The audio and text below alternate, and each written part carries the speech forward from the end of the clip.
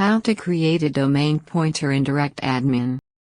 A domain pointer allows you to point another domain name to the root domain of your primary site. When a user accesses the pointed domain, the browser redirects the user to the root domain. You can add as many domain pointers as your hosting plan allows. All can point to the same primary site.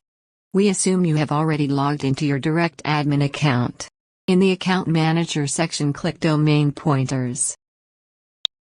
Click Create Domain Pointer. Enter the domain pointer in the text input box for source domain.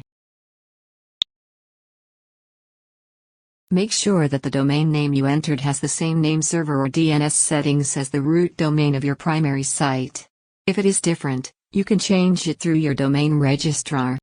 Uncheck the box for alias and click Create. Here it shows the domain pointer we just created.